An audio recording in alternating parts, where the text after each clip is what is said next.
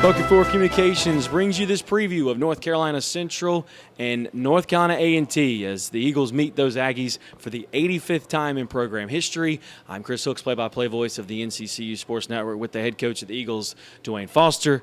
Coach, big win on senior day. I know for you and in this program to beat Norfolk State first and foremost, a very good football team, but to do it on senior day in front of a great crowd at O'Kelly-Riddick Stadium, I know you had to have a big smile on your face when you left work on Saturday. Well, it was exciting. A huge win for us. Huge win for our seniors. I wanted nothing more for those guys to go out with the win at home in their final home game on senior day. And that's what it's about, having that experience etched in their mind for many years to come as a result. But guys played extremely hard.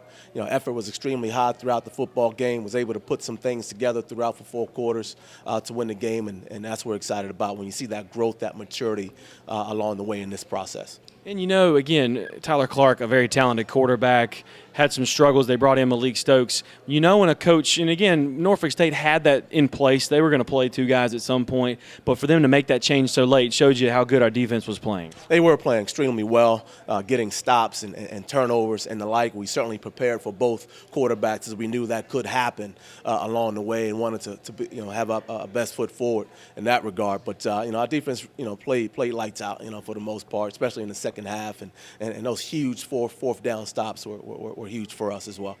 What was the adjustment that you made? Again, it wasn't like Norfolk State was totally dominating up front or anything in the first half, but what adjustment did you make to be successful? Because Felix Small, it seemed like he lived in the backfield in the second half. Yes, well, Coach Morgan does a great job with scheming our defense. But one thing I said to him at halftime, I said, Coach, I only have one thing.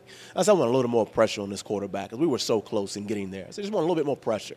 And I think that's what provided it. And we were up point-wise, and now our D-line has a chance to really pin their ears back and make some things happen up front and being able to get to them. Special teams, 5 straight weeks with a touchdown of some sort.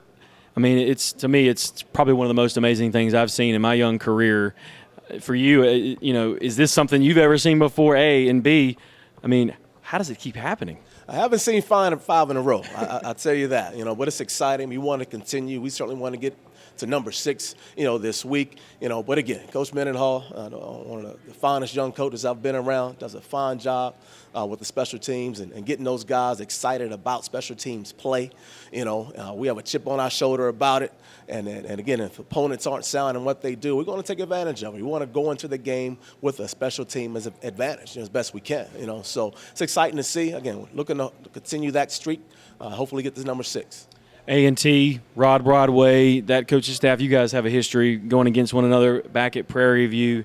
I mean, you've always been competitive. It's A&T. It's going to be an all-out war come Saturday. It will be. Huge rivalry. 85th meeting. You're talking about 2 great cutting-edge universities, two fine football programs. We're going to scrape and claw and scratch it out until the very end. 2 great followings. I'm sure the crowd's going to be, packed in Aggie Stadium. So we're looking forward to it. The atmosphere is going to be awesome. It's going to be an outstanding football game. For us, what is the key for us to put ourselves in position to win against A&T? I think our effort has to remain high. We have to limit mistakes. You have 2 pretty much even match teams here, but we have to limit mistakes offensively and defensively. Can't avoid the big play defensively at all, and offensively we can't turn the ball over. Got to protect it. In addition to time of possession, we got to keep our defense fresh. Keep our defense off the field by controlling the clock. Offensively as well. And defensively has to get on the field and get those stops. In addition, our special teams has to remain big and make some plays happen there for us. Well, Coach, I think everybody can know that last week you certainly did that, and as far as getting those drives going offensively. Again, Jordan, he came close to having a great ball game last week. There's some missed plays here and there, whether it's his fault or anybody else's fault. It's really null and void. But for him to go out, his final game here at NCCU, how great would it be for him, for you and this program to see him come out and just have a wonderful ball game in his final game? Oh, it'll be awesome for Joy. Just a fine young man, comes from a great family. Good football player. I'm so glad that he's healthier now.